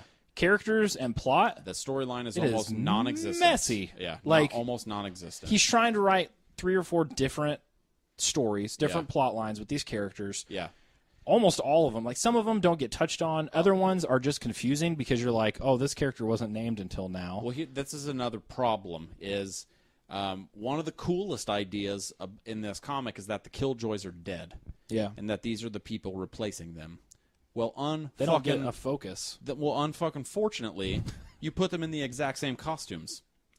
So it's really they're hard They're not the same costumes. They're not the same. Aren't they the same masks? No, they're different masks and costumes, but they're not. Well, they're they're the same style.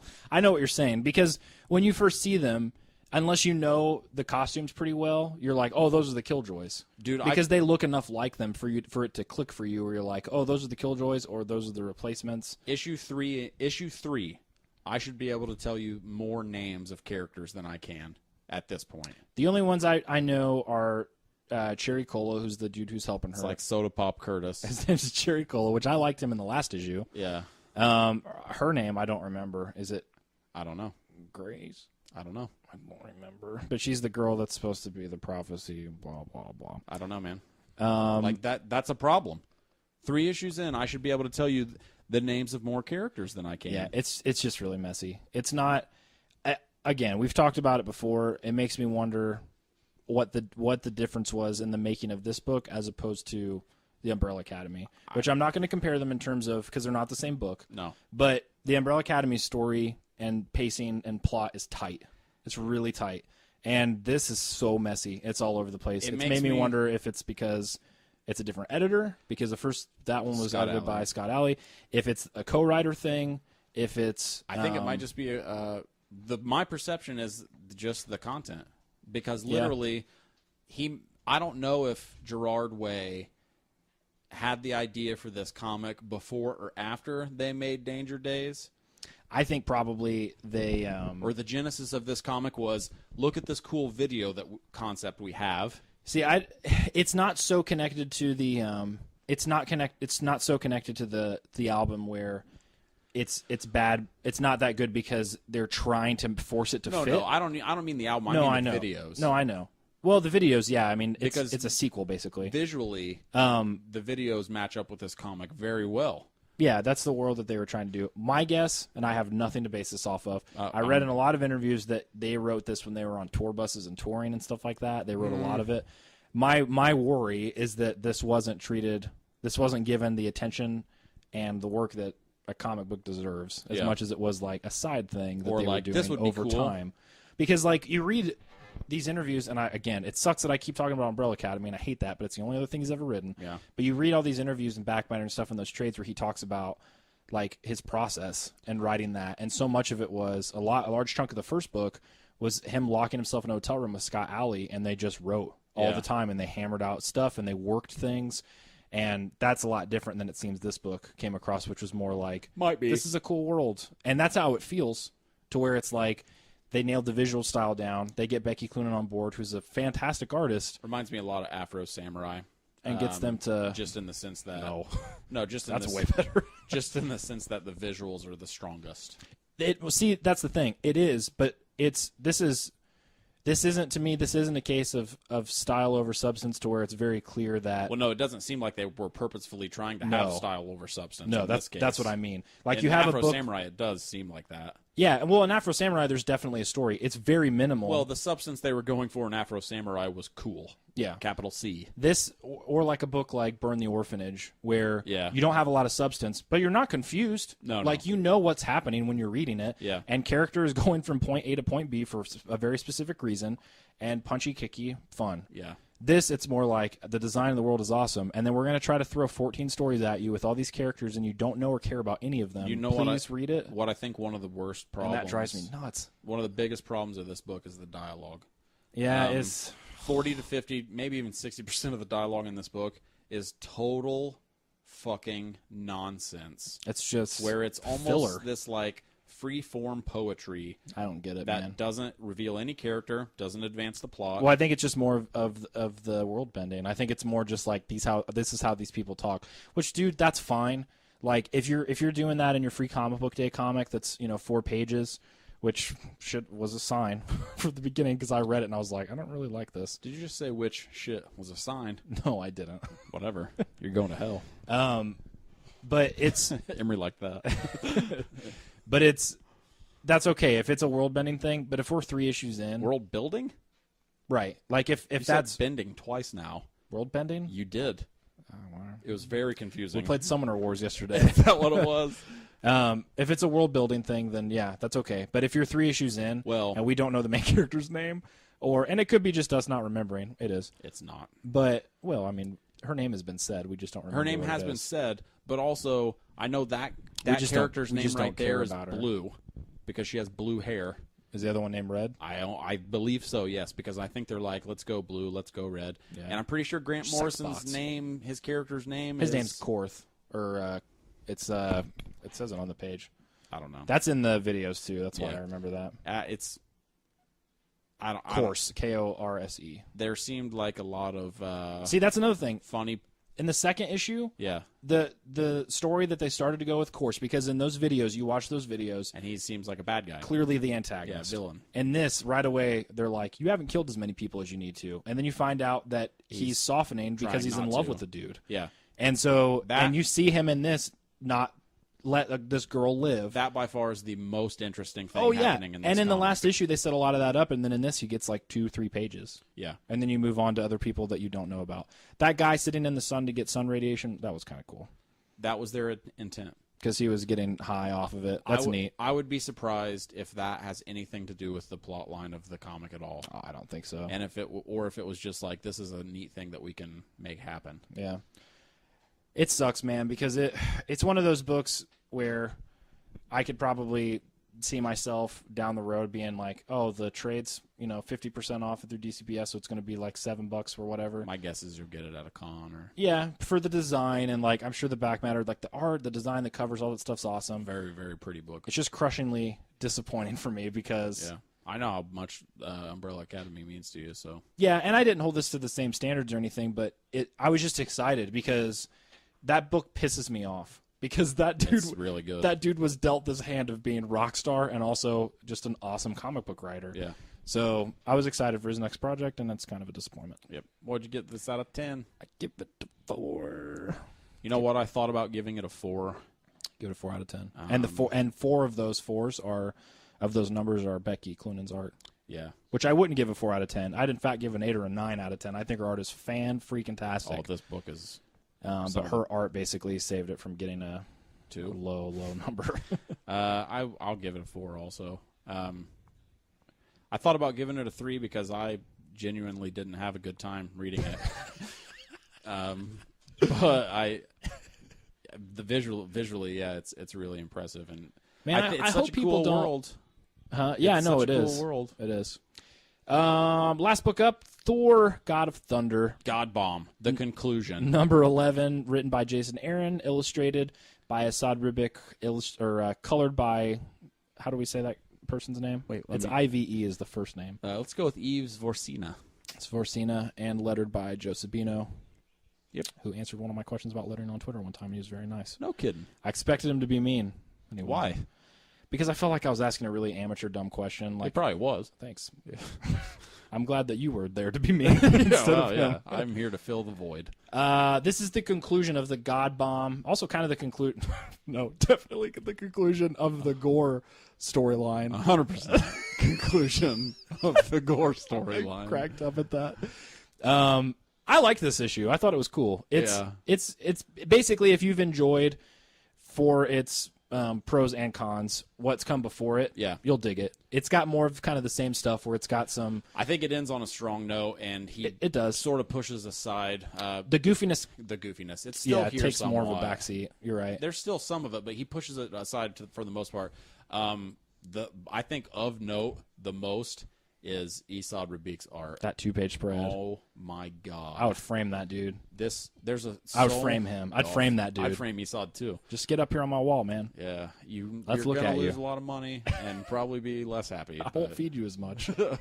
No, it's fucking amazing. Yeah, it is. It's some of the best art I've seen in this series so far, and maybe from Marvel's books currently. It's really, really gorgeous stuff. Art-wise, it's up there, man. It's good. As far as the storyline goes, like I said, ends on a high note, and I think it capitalizes on the stronger portions of the time travel. Because there's some stuff that's happened in the past issues where I was like, okay, time travel, yeah. Well, they did the same kind of thing where they're like, there's let's a do Back cool to the Future stuff. joke in the issue. Is there? Yeah, when he says, "Father, I had the strangest dream. There were 3 of me." That's the Back to the Future. Marty McFly's waking up and he's like, "Mom, what was? Oh, I had this weird dream." And she's like, "You're safe again, back on the 89th floor." That's from Back to the Future 2. But it happens in the first one too, where he wakes up and he's in his mom's bed, but it's in 1950 whatever. See, I don't know that that's. What? But do you think that's explicitly a Back to the Future reference? No, because I think Back to the Future was also referencing this like tried and true science fiction trope where it was like, it was a dream. Such a dream. Oh, you okay. were there and you were there. But I think, he's getting That's out what you thought of. He's getting out of bed. Yeah. Leah Thompson's I'm not saying you're in the wrong, but background. I didn't think about that. He's wearing Calvin Klein. Yeah, he's got underwear. pink. It's purple. He's got purple Calvin Kleins on. Yeah. This still has some of that like cool grindhousey like it does. Mobius like science fiction fantasy Sort of, yeah. type stuff in it. My favorite part by far is after they defeat Gore. Oh, yeah. And it's pretty sad. And you find out that his son was in fact basically just a creation of that he and his like shadow stuff made, which the shadow stuff has a name because It's Thor a ridiculous fucking name, first of all. inhabits it. It's All Black the Necro Sword. That's a cool name, I think. The Slicer of Worlds, that's okay. The Anaya Blade, that kind of sucks. Yeah. He goes down in It's quality. like Anila Blade. Yeah, it is Anila Blade. I looked at it too. I was like, man, that's a kind of a weird thing. He lets it get away from him. An editor should have been like, Jason. All Black the Necro Sword. That's neat. That's good. That's up there with Kill Wolfhead. That's close. Not it's up there. It's not the same level. Area. So Thor, Avenger Thor wields that stuff. Well, he's fucking double fisting some Mjolnirs. First of all, He double hammer fists double hammer fist some Mjolnirs. Gore right in the face. Let's talk about the idea that Gore created his son using the All Black. Yeah. The like necro shit. Like, even though Gore is a fucking maniac murderer, that is kind of a fucking heartbreaking concept. to It's me. horrifically sad. Like that's that's why I think I laughed so hard. Well, because old Thor, King Thor is what they call him, from the future. He says there never was a boy. There was only ever the weapon and the things Gore made from it. And Avengers Thor says, but it was the son who helped us defeat the father. And he says, no, it was the lonely little man who helped you defeat the butcher, which is cool. Well, so it basically, and it's that broken dude. Well, it who adds. we saw in that issue, which to me makes that issue a little bit stronger. It does, because it connects back, and you feel genuine pity for him. Well, no, I was gonna say it adds it adds a layer to Gore's character because he is trying to cope. Yeah, and I'm not laughing at you. No, People, I know, people I will know. know in a second. He's trying to cope. Yeah, and he does so by creating a son. No, it's seriously super sad. It makes me wonder if his wife was real. Probably not. Like he killed her. Well, no, that's the thing, man. Is my guess is she probably wasn't. Yeah. And that's why he had to create a son. Yeah. Because if he had a wife, just sex it and Yeah. get a kid. Well, you can't bang All Black the Necro Sword or whatever it's You called. might be able to. You can do some freaky shit with it because it goes into Thor and then he barfs it all out. We can't know for sure. That's true. The science of the Necro Sword. The reason the Dave- world bread slicer or whatever it's The called. reason David is laughing, is because you turn the page and young Thor cuts his head off. it's sort of scary that it's as funny as it is because he decapitates him. Well, see, like, it's funny because it's funny because just dropped my microphone. It's funny because it's not funny. It's a situation where they build it up, and I think he probably was going for a kind of a laugh, like a dark laugh. Yeah. Because you have young brash Thor, where he's just like, I'm tired of hearing this guy talk. Well, I'm not kidding. And I'm tired of fighting him, and he cuts his head off. I'm not kidding. Do you know what I didn't even put together until this issue? Is that young brash Thor can't pick up Mjolnir. I didn't even think about that. It never even fucking hit me until this issue. Does it show him try to? It does. Because in the end, King Thor, the old Thor from the far future, is talking about how brash Thor, kid Thor, he's a dick to him. He's a dick to himself. Like, he hasn't gone through all of the hardships that he needs to. And one of the fucking, seriously, this issue has some heartbreaking stuff in it because he says to brash Thor, he's like, you're never going to be what you want to be. Well, he says, you'll never come close to the one thing you've always wanted. Yeah. And brash Thor says, yes, I will. I saw you guys carrying those hammers around. Exactly. And then King Thor says, I'm not talking about the hammer. You'll never be the son he wants you to be. Exactly. Which is pretty mean. It is. But he straight up tells himself from the past, you're never going to live up Your father's to never what going to accept Odin you. wants you to be. Yeah. You're never going to be that guy. Which, do you think that that's true? No. Do you think he was saying that so that it would kick him into gear a little bit to where it was? Maybe. I don't think it's true from the standpoint that Thor from that timeline lived that life where he had these experiences where either Odin said something to him or he never felt like he was that son to Odin. Yeah. Maybe he was using it as like a fucking poke and stick to try and get brash Thor to get his ass in line. But also, that's another thing is King Thor, when he's talking to present timeline Thor, he's talking about there are eons of existence that have to go by before you get even anywhere near being where I am now. Yeah, and which is crazy. And he's like, I don't think you're going to end up like me. Yeah, I don't think you're going to live the life that I lived to get to where I am right now. Yeah. I like this issue a lot. Yeah, for that stuff. It's cool because you see brash Thor dealing with not being able to pick up Mjolnir. And seeing it makes me want to read all those issues again because I never paid attention to that. It never clicked with me until just now. Yeah, when thinking about it now, issue, he always does have an axe. An axe, yeah. Yeah. And then to see that stuff, to see him, still being a dick, but chops that dude's head off. It's so sad. It is. Like, that dude he cuts his head off, he's as defeated as he is howling in grief. Yeah. And Thor cuts his head off. Yeah. It is so dark.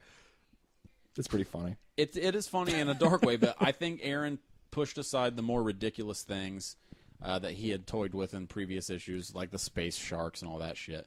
Which it was great though. Space sharks. Well, I mean, he still takes ridiculous concepts, and in this, like the Necro Blade or whatever, the Necro Black or whatever the fuck it's called. All Black the Necro Blade. And I think I already forgot it. he uses a concept like that, which is ridiculous. But the page where Thor is inhabited by it is fucking pimp shit. Yeah, it's awesome. Well, basically what happens with the Fallout is all of the remaining gods go and live on Asgard, which is pretty cool. Yeah. The future King Thor gets to hang out with his granddaughters. I think that's so sweet. Which is sweet. And I literally mean it in like an endearing. That's sweet. It's very warm. It's cuddly. And sweet. Yeah. And then I really liked this. I do too. At the very end, I think it's fucking awesome. The Avengers Thor goes back to that girl's planet who was praying the very first issue. Praying to Thor. Praying for God. They didn't have gods on their planet. Yeah. So praying to a god somewhere, and he brings gods to her planet. Yeah, he's like, you're never going to have to feel that again. You're never going to live on a planet without You'll never gods have to pray again. for gods to come here and help you. This is one of the things that really stuck out to me that was it sort of fucked with me a little bit. And it made me wonder where Gore was coming from as far as like Judeo-Christianity is concerned. Because he literally says to Thor, gods did not create humanity. He says those words verbatim. So I was I like, can never remember what the 616 is. you mean like with religion? No. With their like birth, with their birth story or whatever. Well, humanity is different than like them creating superheroes / like mutants or whatever, because he's talking about humanity.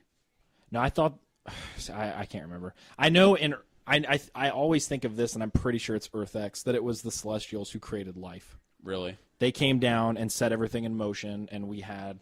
Well, if that's the case, then Gore was wrong. Yeah, I don't know. If that's an Earth X, that's immediately a different continuity. Yeah. So I'm not sure. Well, when he said it, I was like, oh my God, that is insanely specific. That he would say gods did not create humanity. And Thor doesn't even really react to it. He's just like, fuck you, Necro Black. And then barfs and swings an axe, which is in the issue.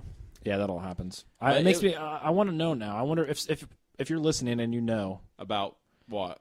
the origins of humanity in terms of the Marvel universe, or like what their creation myth is in terms of the world or the planet, how Earth showed up, and not even superheroes, but maybe it did start with superheroes there from the beginning. Like I know the first mutant was Namor, yeah, but I don't know. Before, I'm trying to think who was before that. Before Namor, Like who were the superhero? Like who were the first superheroes in the Marvel universe? Wasn't it? what do you mean? Like Was it Captain America? like published as comics, or like within, no. Like within the stories? within the universe, as characters. Human Cap- Torch, the original Human Torch. The original Human Torch. But he wasn't even he was like a cyborg, He was a right? robot, yeah.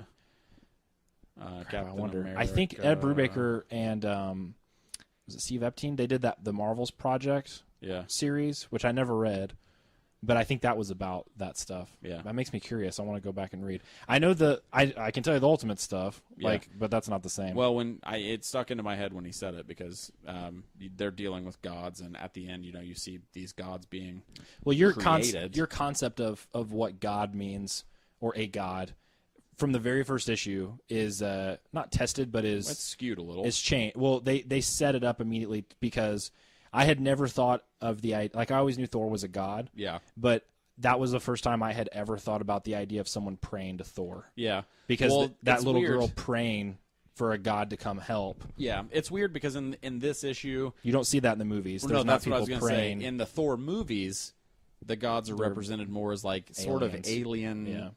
alien superheroes. Well, they were considered gods when they came to our Earth. Yeah. We looked at them as gods. which I guess is a clever way for them to navigate around religion. Well, and also decades of Marvel continuity and just trying to streamline it as much as possible. Yeah, because the idea that Thor is literally the Norse god of thunder, like he's that thing. Yeah, like which in the that movies deity is, right? I don't remember. I think so, because what's his name from Good Will Hunting goes into the library and finds that book, and he's like, "These are the Norse gods." Stellan Skarsgård. Yeah, I was like, "What? Who? Matt Damon? What? Who the fuck are you talking about?" he goes into that school, and they send that message on the chalkboard that it's wrong, and they're like, "Hopefully, the message will be clear that we are stronger than the sum of our parts." That's Carmine Scott Pagny. That kid used to beat the shit out of The me. Unabomber. What do you give this book out of 10? I know what you're going to give it, because I know what I'm giving What are it. you going to give it? I'm giving it a 7. I was going to give it 7.5, so Were we're you? pretty close, yeah. I liked it. I thought it was really good. I did too. I like this series a lot, man. It's awesome. I do too. It's really fun, and it's fun, but it also has not a ton, but it's got a substantial amount of I think there's a lot to contemplate content in the series. yeah. It's not just hammer fisting. It's not. A lot of the goofy stuff, I can tolerate it, and it's not completely over the top. There are parts where that happens. Well, it makes me wonder how much of that humor and goofiness will continue, because I think most of that came about because of young Thor. Yeah. If there were space sharks, they were commented on by young Thor. Yeah. So now that young Thor's out of the picture, and he kind of did it was okay, but Jason Aaron's like, and since it was time travel, they're all going to forget it. I was like, okay. Like, that's okay. I mean, it's fine, but it's one of those things where it's like, I see what you're doing, dude. Like, Well, since it's time travel and messy, it's you're writing yourself a way out. It's so a very that obvious mechanism to not have to worry about them remembering what they were, it can what exist they could be, and then not interfere with any other Thor story at the same time. yeah. Which, basically. yeah, I mean, that's probably just something he has to do. Yeah, it's okay. But yeah, you see it and you're like, all right, I get it. Yeah, I guess that's probably better than them writing another Thor story down the line and us being like, what? Why doesn't he remember this, or why doesn't he do that? And then someone have a throwaway line where it's like, well, you've forgotten many of your adventures in the past, haven't you? Where they have to like shoehorn that stuff in. Yeah. So it might be better that he's dealing with it right here from the. I think that's a cool concept, though. What? Why just being a god and living so long that you would forget a ton of shit you did. Well, is it the Anne Rice books? I'm gonna need more. The vampire books, aren't those?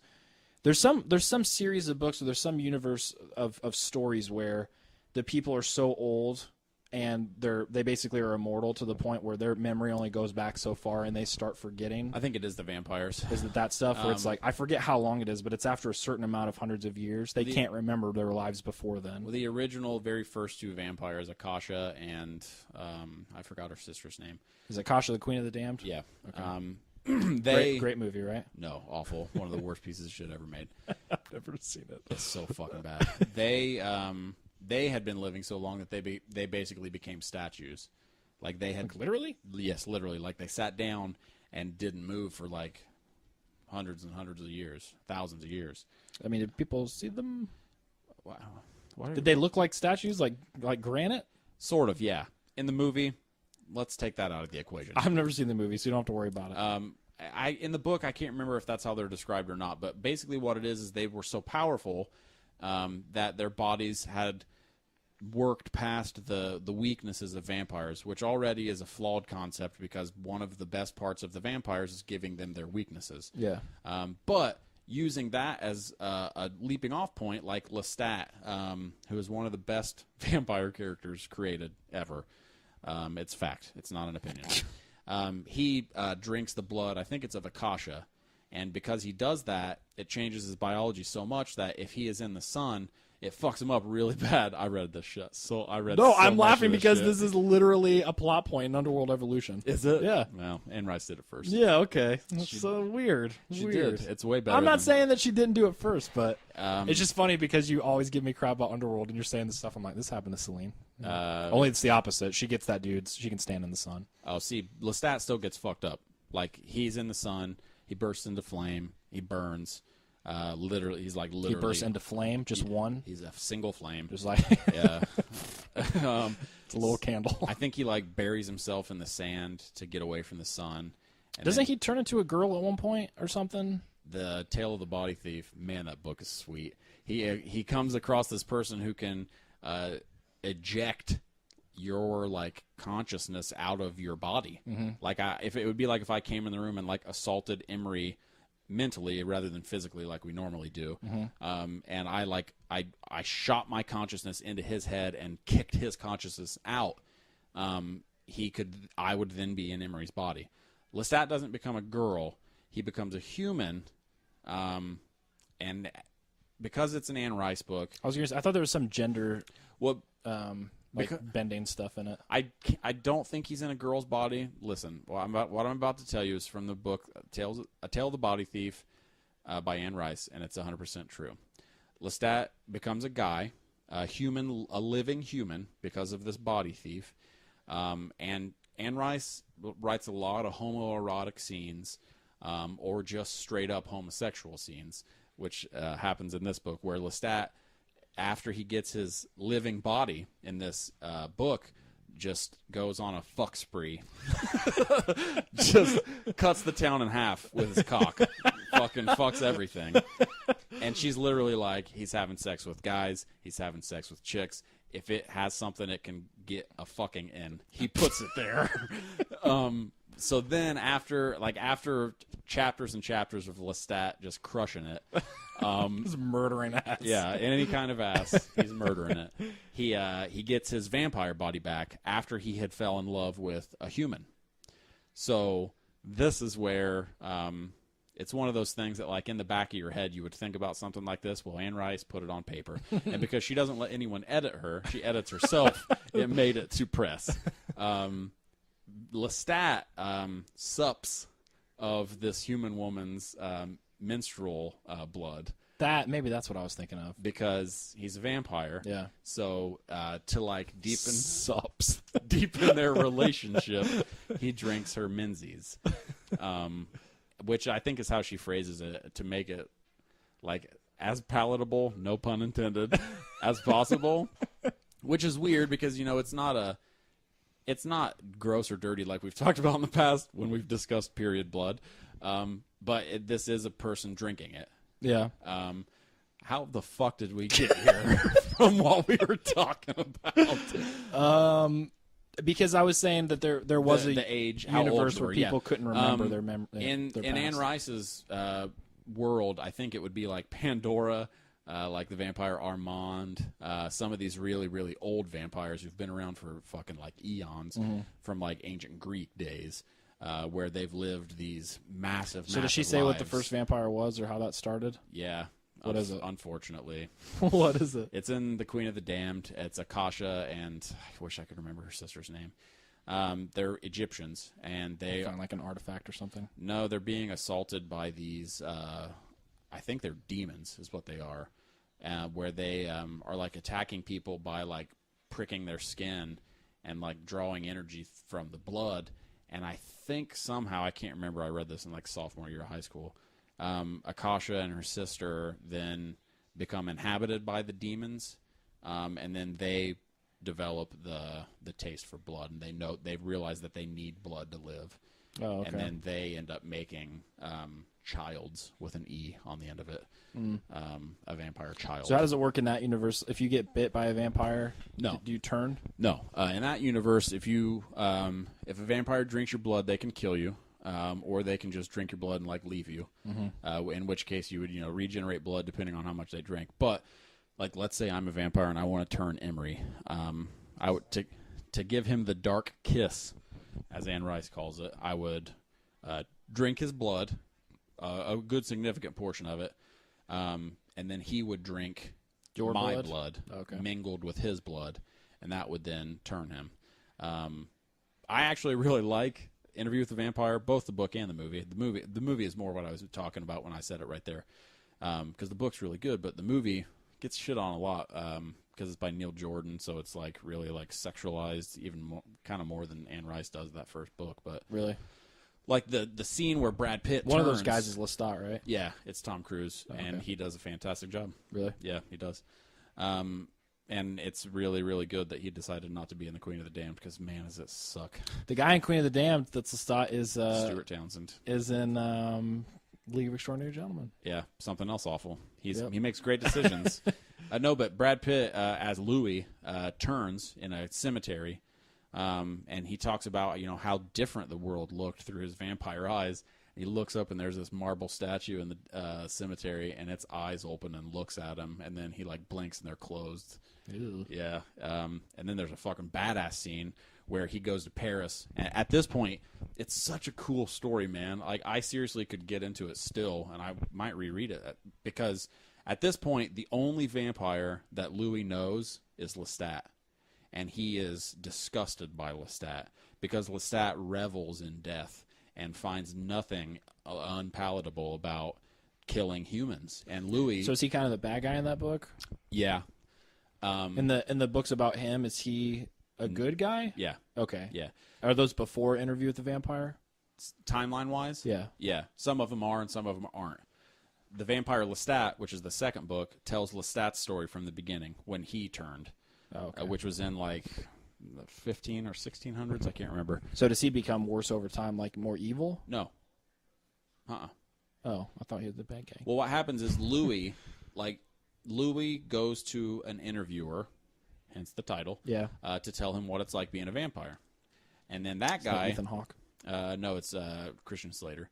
Oh, yeah. That guy, his name's Daniel. He plays a big part in the overall series. That guy publishes the book. So, like, that book actually exists in the world. Called Interview with the Vampire? I think so. I can't remember. Maybe. Because in The Vampire Lestat, he addresses that book where he's like, I want to talk about this book and some of the lies in it. Because Louis is very ashamed of being a vampire and thinks it's evil. And that's one of the concepts that he has to struggle with is Like, is he a tool of the devil? Is he evil incarnate? And Lestat's just like, fucking yeah, drink it. But then you see him develop as the entire series runs. Because then Lestat meets this thing that says, yo, my name's Memnoch.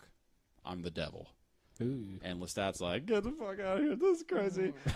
He's John Travolta. He is, yeah. And he's like, don't make me laugh. But then Memnoch transports Lestat, no shit, to the crucifixion of Christ. That makes sense. So then Lestat is fucked up mentally further, and I think he even brings back the Shroud of Turin, if I recall correctly. But then this is the fucking crazier part. After that book, Lestat locks himself in a room and stays there for like 15 years. Yeah. Yeah. And he was missing from all the rest of the books that happened after that. So did she end all that stuff out, or does she still write those? I think she ended it. I know she wrote Blood and Gold, Blood Canonical. I still haven't read those. I think she's done. I think she's doing the Christ books now. No, she's done with those. Is she finished with them? I know she stopped. She's not going to write a third one. Well, I know they're doing that graphic novel now. I don't know. There's other stuff of hers that I want to read because she has a book about some witches. And Lestat plays a part into their lives too. Oh, so it's a shared universe? Briefly, yeah. The witches exist in the same universe as all the vampires. I wonder if that stuff exists in... I think you could get into it. I think I have the Interview with Vampire and Vampire Lestat on my Kindle, I think. I can't remember. Because I remember at one point I got them when you were telling me about them. I was super into them. It makes me wonder if she looks at that stuff as being in the same universe as Christ the Lord out of Egypt and all that stuff. I would say she almost has to, since Lestat brought back the Shroud of Turin. I know, but I mean, like, because it's fictionalized, kind of. Because she's writing about all the stuff that's not in the Bible. I mean, prove to me that Lestat's not real. What? Yeah, think about it. I don't understand what argument you think we are having. Yeah, I know you don't. I'm asking a question. No, wait, what? The Christ the Lord stuff is fictionalized? Well, yeah, I mean, it's not. It's based on. She's filling in the gaps of where. I mean, most people would be like, it's all fictionalized, right? The Bible. Right? Winky, winky. But like that's a period in the Bible that's not covered, is what she's covering. Christ in the first book, she is. Christ the Lord out of Cana right. is after that. Right, in the first book. Which is good. I talked to my dad the other day. He absolutely loves those two books. He said those are his favorite representations of... Christ the Lord out of Egypt was awesome. And he's read a ton of your dad's seminary. And I was going to say like theology books. Not, yeah. It's not like he's at seminary reading... No, that makes me feel better about liking it then. Because it's not like wildly inaccurate. He really liked it. He said that it was... It's good. I bought it after you told me, and he talked about it too. I have it in there next to my bed. I read a couple pages of it. Yeah. That's the end of my story. Cool, man. That's a really cool story. Thanks. You should read some of that Anne Rice stuff. Yeah, I want to. I kind of want to. Would I ruin it for myself if I watched the movie first? Absolutely not. Okay. I watched the movie first. Okay. And then the first book, you can tell it's the first one. Should I watch the movie and then read Lestat? I would watch the movie and then read Interview with the Vampire. Okay. Because it's more detailed. Because it deals with Claudia's life more in depth than the film does. It's Claudia. Claudia's Kirsten Dunst. Oh, okay. In the movie. So isn't she eternally young? That's the thing. Is one of the quote unquote rules of vampire kind is that you don't turn children because it's too hard for them to live. Because people will notice, oh fuck, you're a 10-year-old, you never age. What's wrong? Yeah. And that draws attention to you and can end your lifestyle. And Lestat turns Claudia because Louis is so depressed. He wants to give him basically a pet. Cool. Yeah, so he turns Claudia when she's young, literally during the Black Plague. So in the movie, do you see all that happen, or is that? Uh-huh. Oh, okay. That's not before the movie started. No, or anything. And then you see who is there an antagonist in the movie? Yeah, it's Lestat. It is. Yeah. So is there a conflict at the end of the where he's not fighting? Because I know it's not like an action movie, but No, it's an understated movie for the most part. There's some pretty fucking awesome conflict in it, though. Well, the antagonist is both Lestat and the concept of vampirism, which sounds very pretentious, but that's what it is. No, yeah, that's Louis coming to makes terms sense. with being this thing that lives off of the life of others. And he wanted to turn, right? He wanted to die. So why did he make the dumb decision of becoming immortal? I think that's one of the things he struggles with. I know, but was he forced to drink Lestat's blood? He wasn't. He chose it. Okay, so it was a conscious thing. Did he know that it was going to make him immortal? He did. Okay. That's another. It's a struggle. He has an internal struggle because his wife and children, or his wife and child, I think it's just one, die, and he wants death. And there's a sweet ass scene. The soundtrack is so fucking good. I want to watch it tonight. Let's watch it after this. That's fine. Lestat picks up Louis and fucking flies into the air with him. The soundtrack in that scene is so badass. Me and you and Amanda watched the first like 10 or 15 minutes of it one time. So he's carrying him into the air on the docks of Louisiana, like drinking his blood, and he's like, "You still want death?" And Louis is like, "No." So he fucking drops him in the ocean. So then later on, Lestat's like, "Do you really want this, man? Like, I know you want death. I can see it in your face." And eventually Louis, they're talking in a cemetery, some scary shit happens, and then Louis chooses not to die. And then for the rest of the movie, for a good portion of it, he's like, "Oh, what's my problem?" Ah! There's an intro on the DVD. It's Neil Jordan. Literally, he says, "You're about to watch Interview with the Vampire, the movie about the saddest vampires you'll ever see." And it is like Louis, like fucking just beating his chest, trying to figure out who he's become. And the part where they go to France and he finds these other vampires, that's why it's awesome in the books, because the concept of them not knowing their history was so enticing to me. That's why when Queen of the Damned comes out, she fucking spoils it and tells you everything. Oh, that was a prequel? No. It's current timeline and flashbacks. Oh. Okay, so kind of. I mean, she's telling her story or whatever. She tells how the vampires became to exist. Isn't it Aaliyah? It is. It is Aaliyah. Is she good in it? Have you seen the movie? I saw it in the theater. Did you? It's awful. Oh, boy. She doesn't have a lot to do in it. She's literally just got fangs in it. It's like, but like Louis doesn't know who vampires are or how they became what they are. And Lestat either doesn't know or doesn't tell him in that first movie / book. So then they meet these other vampires in Paris, and Louis is just fucking enamored with the concept that there's these other vampires and there's this entire history and these other immortals that could tell him where they come from, why they exist, and everything goes wrong. It's good. I like it. You want to watch it? Yeah, let's go watch it. All right.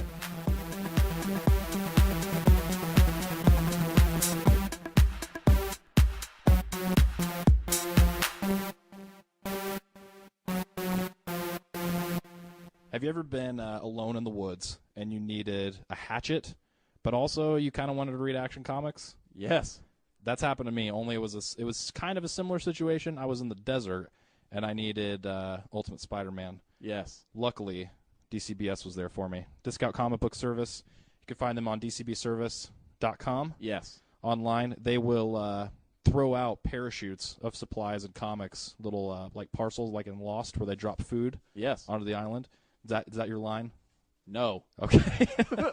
And get you with your comic book fixins. They will. DCBservice.com. You can get so much awesome stuff on there for discounted prices. A lot of really good prices.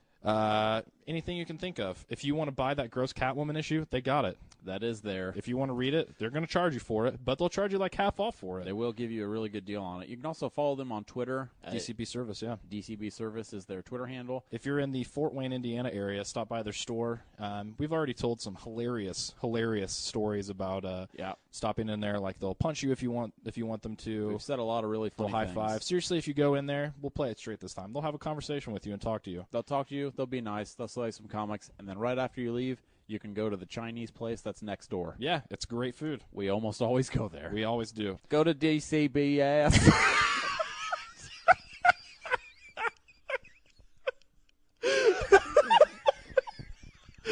Go to DCBservice.com and get some comics.